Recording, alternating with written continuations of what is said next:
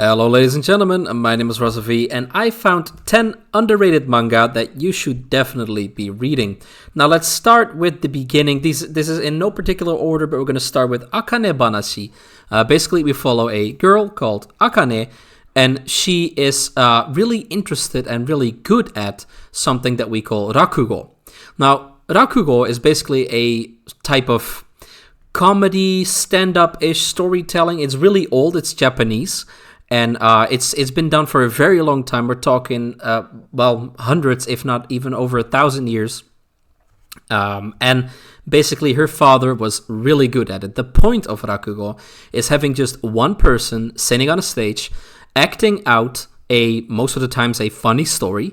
And this person is acting out multiple people at the same time, sometimes even animals. And she wants to become really good at it to basically honor her father. Like I said, it's really good. There is a physical edition in English, as far as I know. But as you can imagine, the digital manga is, of course, way further ahead. So Akana-banashi, definitely worth it. Take a look at it. Then we have Yokohama Kaidashi Kikou. This one is, I have talked about this before. It's basically about an android called Alpha.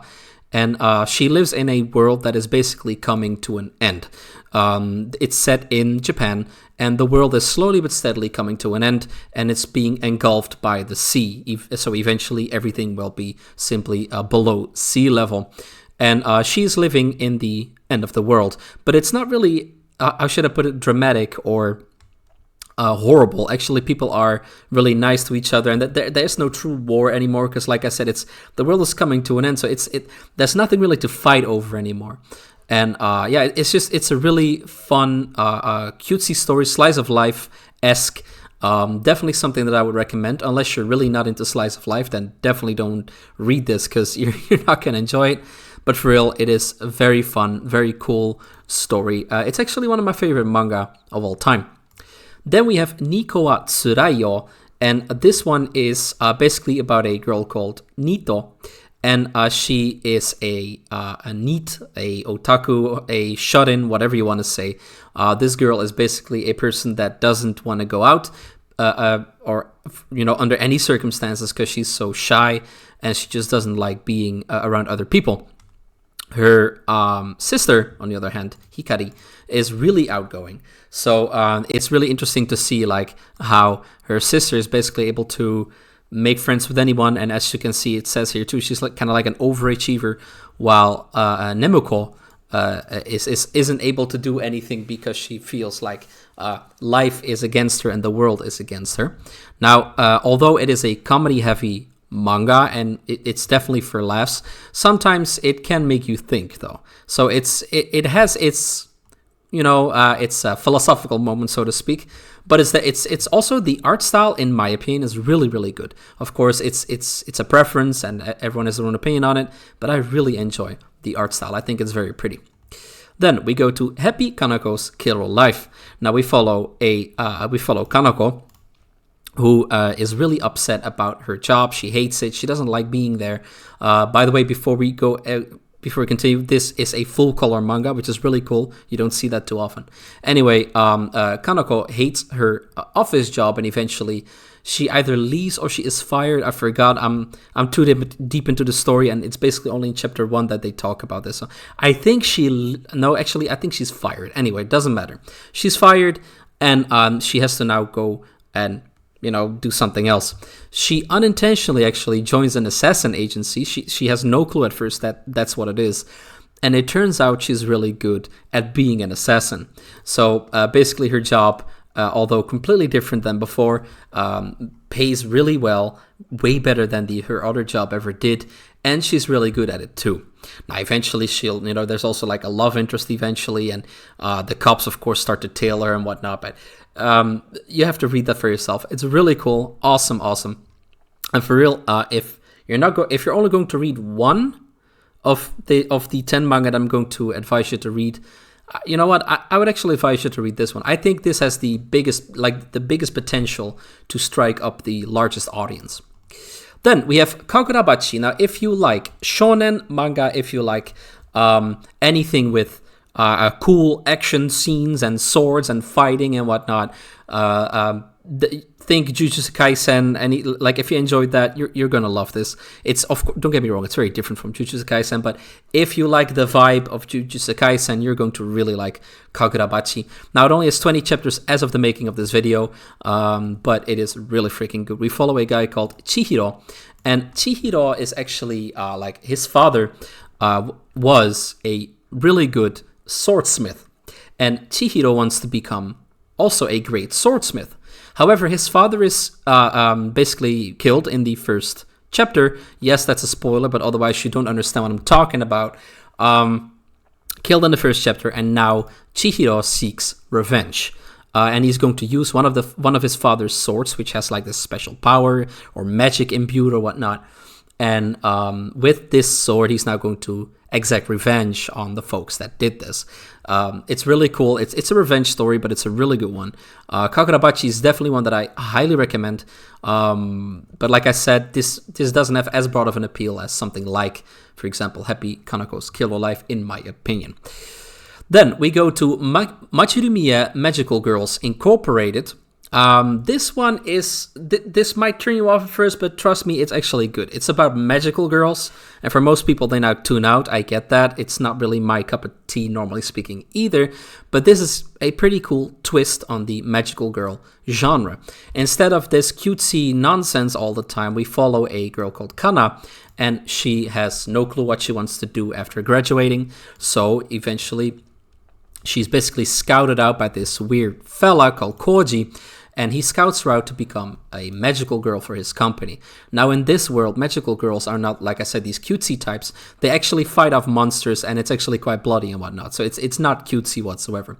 And Koji is able to recruit her. She then joins his agency, and it turns out that she's really good at this job. Kind of like the whole Kanako thing, but it's definitely different. Eventually, more of these people join, and it just becomes like this tight-knit group, and they get into these, horrible situations with monsters. They have to defeat them. It's really cool. It's not the most mind-blowing manga I've ever read, but it's definitely good, and I highly recommend anyone to read it. And for real, this is really underrated. I don't understand why this is more popular, because it's really good. Then we have one that I am not sure if I should recommend to a very broad audience, because it is definitely weird. Still, though, I dare to say it's underrated because it's really good. It's called Uchuujin no Kakushigoto, or basically the hidden alien or something, I guess, if I would have to translate it on the fly. Basically, we follow a guy, and this guy falls in love with a girl, but it turns out that this girl is an alien. Now, you might think, oh, so it's a love story. Hell no. No, it's not. This story is really bloody, really gory, and the alien girl, if you can call her, I mean, she has the body of a girl, but it's just an alien. As you can imagine, she doesn't have any human feelings, so she's able to do things and also to up onto others that are truly horrible. And this guy is kind of trying to keep this alien in check. He's not good at it, by the way. I would not advise this manga to anyone under the age of 18. Like I said, there's a lot of blood and whatnot, but it is definitely good. If you're above 18, I would highly advise you to at least take a look at this manga, because it's really freaking awesome. It only has 21 chapters for now. It is still like it's currently being published, so more will come. But it's really good for real. Then we have Beauty and the Feast. Now, this is definitely one of those cliche romance manga that I know a lot of you like, so I kind of felt like I had to put this one in here, because for some reason, a lot of people have not read this yet, which is kind of a shame.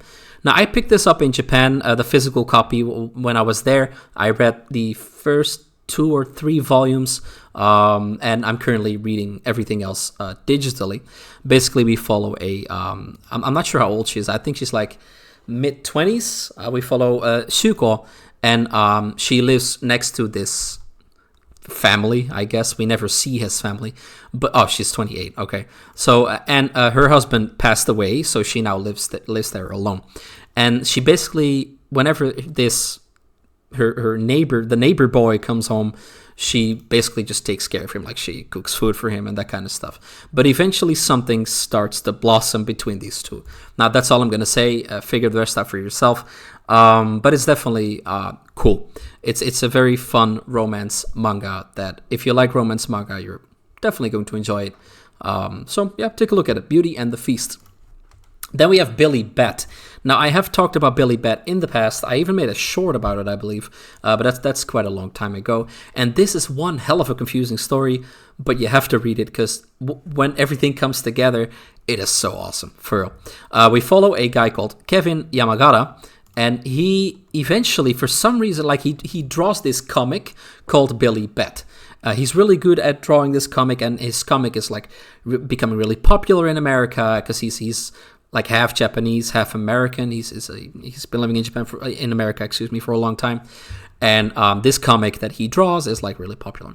It turns out though that this Billy Bat comic is actually based on a manga that was published in Japan.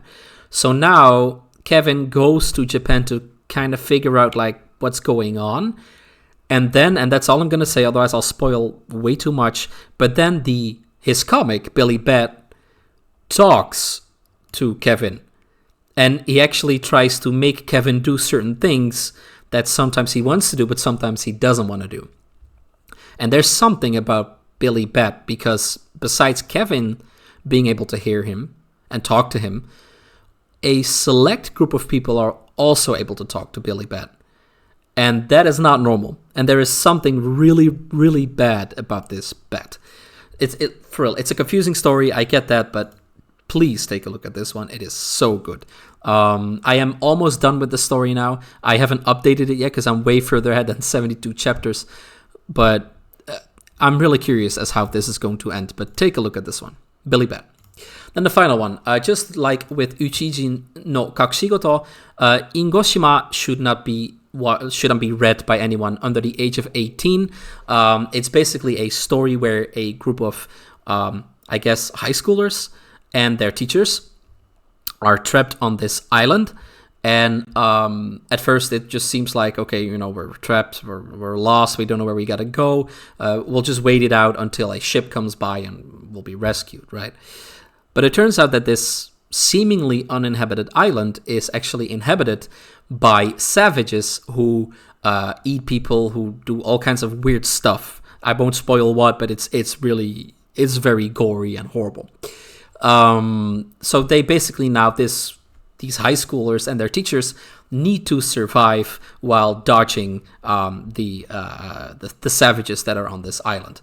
Now, I can't say anything more because I will otherwise spoil it, but please take it to heart that if you are under the age of 18, do not read this manga. This is not yet for you. But it's very, very good though. So if you're above the age of 18, I highly advise you to read Ingoshima. Now, I have to admit, I'm almost done with this manga, and although the final couple of chapters are good, it should have been knocked out a little earlier. Like, they are, at some points, they're just showing these horrible panels just for the sake of it. You know what I mean? Just for the sake of it. And that is not how I like my stories. But that's that. It's definitely good though. So these are the 10 manga that I believe are underrated and should definitely be read by anyone, with the exception, of course, of these two. Because, like I said, 18 plus. Anyway, ladies and gentlemen, I hope you guys enjoyed this video. I was Razovy and you were you. And I will see you guys later. Goodbye.